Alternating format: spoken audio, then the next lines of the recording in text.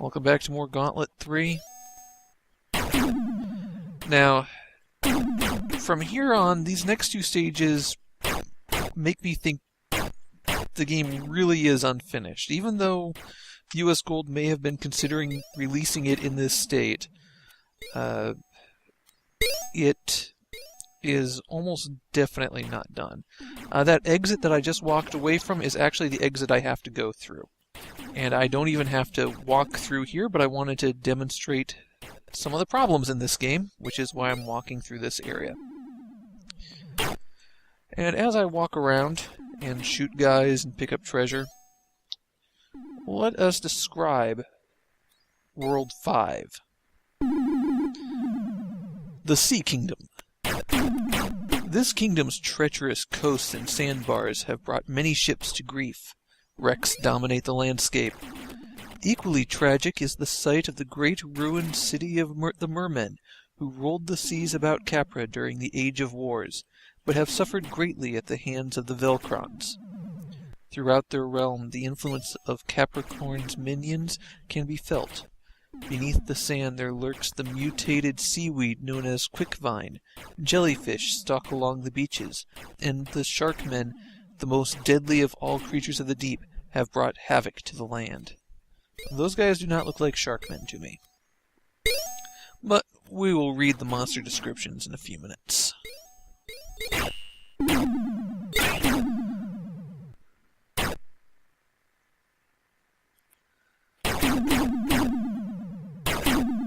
Honestly, I think those guys are wizards, not Sharkmen.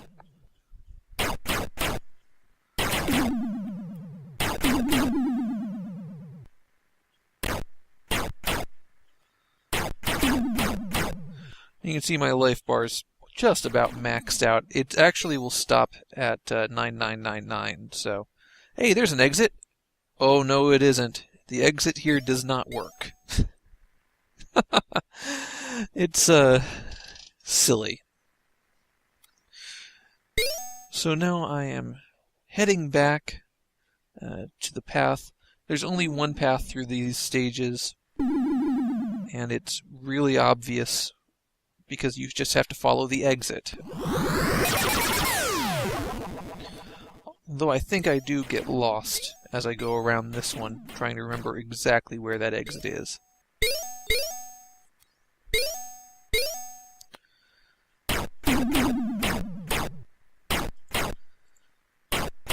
So regarding our horrifying Sharkmen,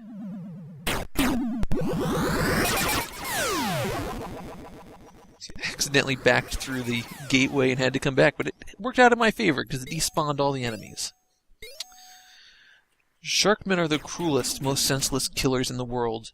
They fought many wars until they were finally defeated, and the Sharkmen have not forgotten the shame of that defeat. Capricorn has offered them the chance to be great once again. Some serve him directly in the Magic Kingdom, others have made their way to the Sea Kingdom to renew the struggle. They know the art of many weapons, but their true killing pleasure for a Sharkman comes only when he can bring those endless rows of razor-sharp teeth.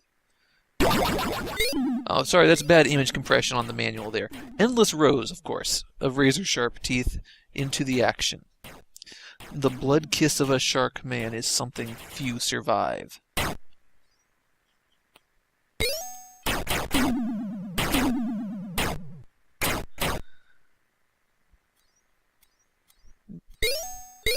And we're coming up on something to demonstrate just how broken the game is from this point on.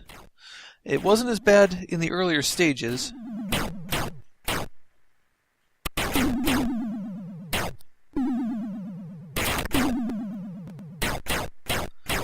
But you can see those guys up there. How could I get to them? Well, I can just walk through walls. If you walk through the right place. The collision detection for the boundary areas is just broken in a lot of areas.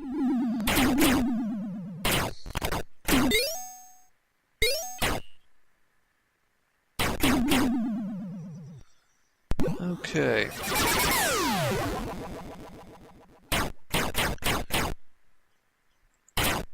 So, let us find something here. Ah, this is something important. See that bowl up there? That stands out enough that I thought I should pick it up. No message, which is what happened to me previously. But then I walk over there. I've collected a coin. Now hurry to the exit.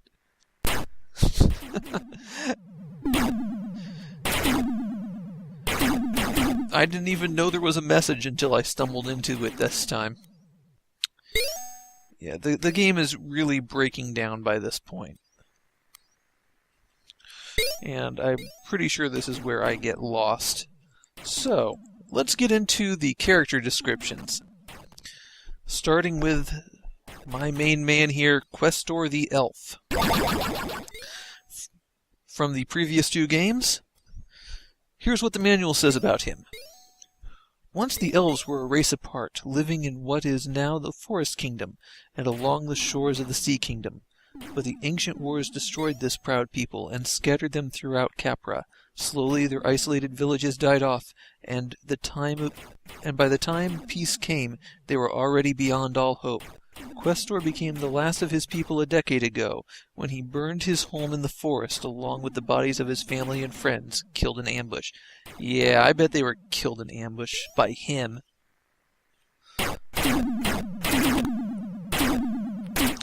Armor, leather, good. Shot power, bow, poor. Hand-to-hand, dagger, poor. Magic, poor. Shot speed, excellent.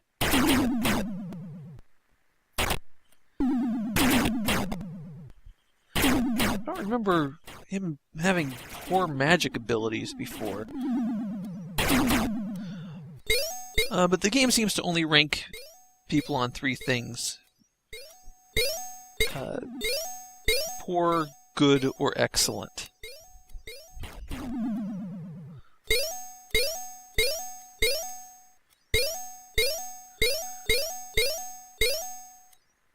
And going off those ratings, it feels like he's actually one of the weaker characters there.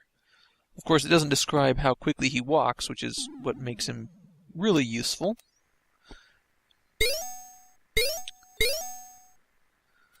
Alright, let's go on to some of the other classic characters. His buddy, Thor the Warrior. Of all the men, none are mightier than Thor, the warrior. He hails from the volcanic kingdom, a fierce, inhospitable place which molds the great fighting men for a Bad scan here is making me run things together. Great fighting men. For a decade, his mighty battle axe has struck aside the enemies of Capra and pursued those who would fracture the fragile peace the island enjoys. Possessed of thunderous endurance and a strength matched by none, Thor's grim battle charge strikes fear into all. Armor, tough skin, excellent. Shot power, throwing axe, good. Hand-to-hand, battle axe, excellent. Magic, poor. Shot speed, poor. So he's got 2 excellents, a good, and 2 poors. Compared to Questor, who had 2 excellents and 3 poors in his ratings. Go figure.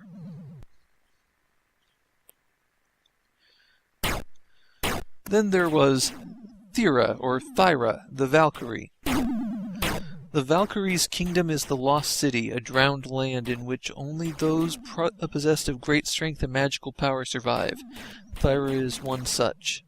Many years ago she left her home to go forth in search of adventure and treasure.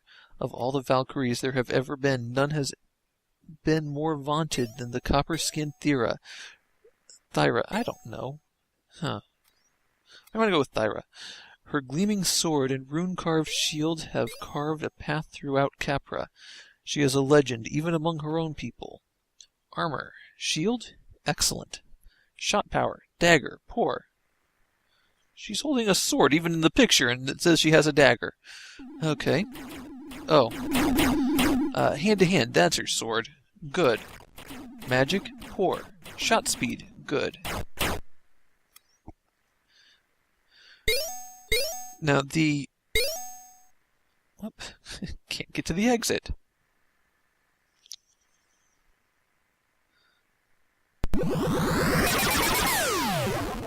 In the title screen, where you select the characters, the wizard was given the name Magnus, rather than Merlin, which he traditionally is, but the manual still calls him Merlin.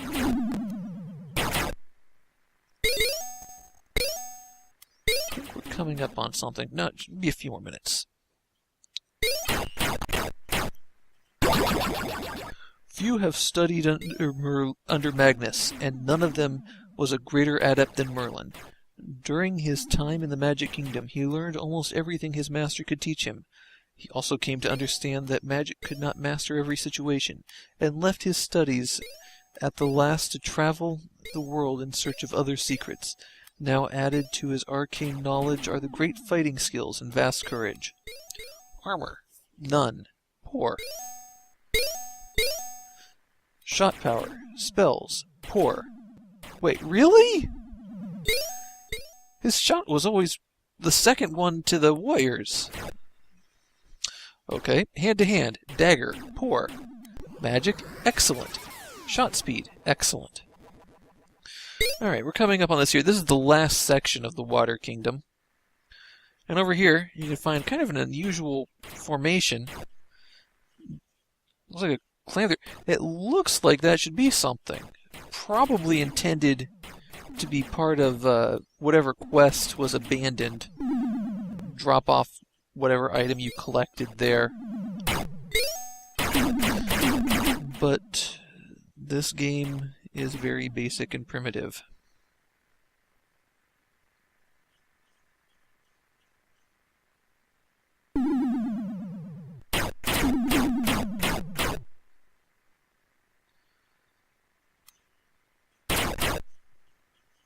Just make a run for the exit since I have full health. And we're in the next kingdom. This one's kind of got a ruins theme, and for the first time, there are two types of enemies.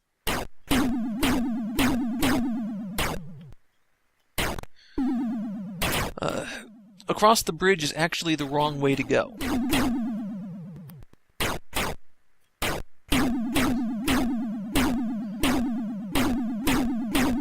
I'm just clearing this out because I'm going to have to come back this way. And it'd be nice to not have that area full of guys when I double back.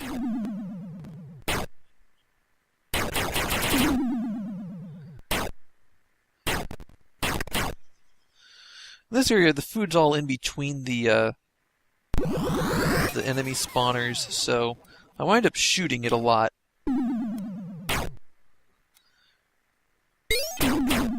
And I try to leave some food behind because I'm going to have to walk back this way, and since I'm just about maxed out.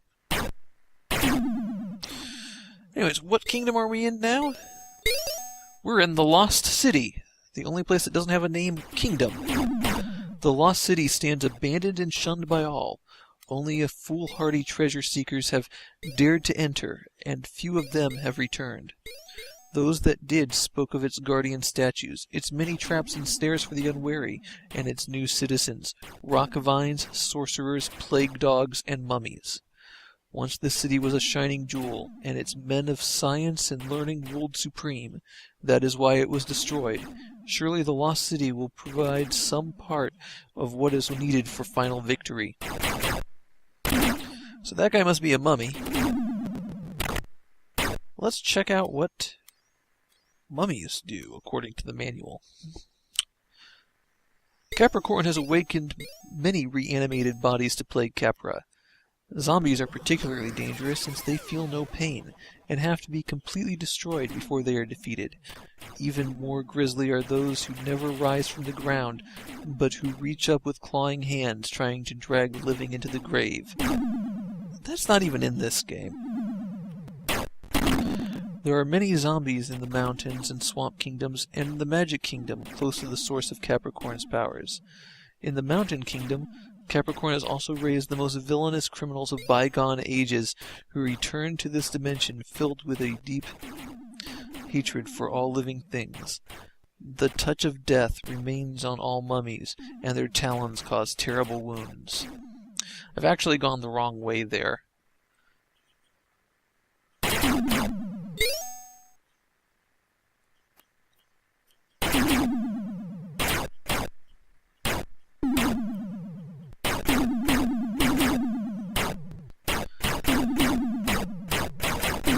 So I'm going to have to double back to get the key for the exit.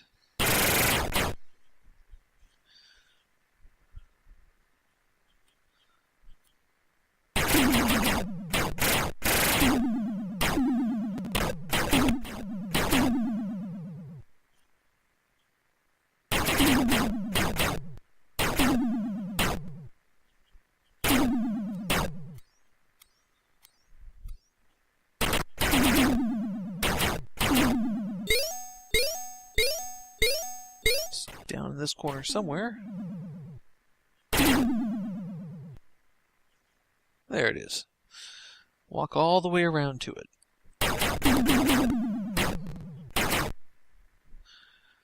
Now that's the only key in this region. Then I have to walk all the way back to the start area, which has got the exit to the next kingdom.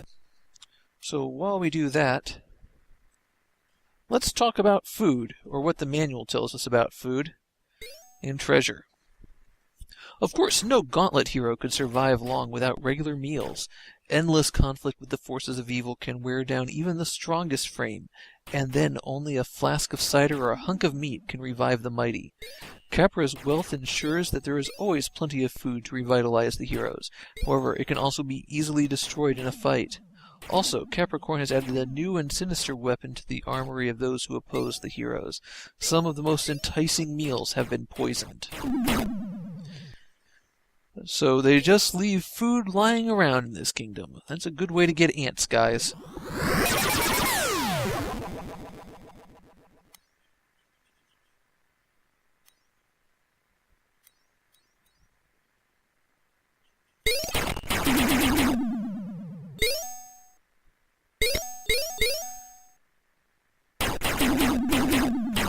Here's what everyone is supposed to want.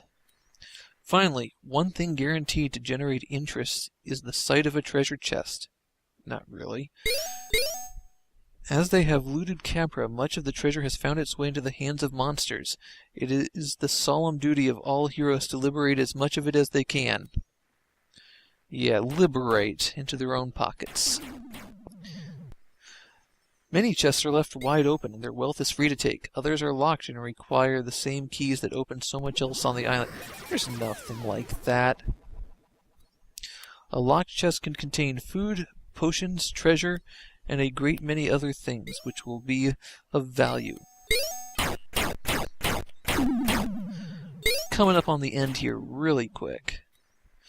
They can also contain cunning traps, so be warned.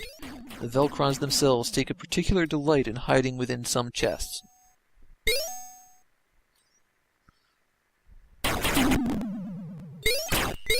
So I guess these guys just hang out in chests, hoping that someone will come along and then they'll pop out at them.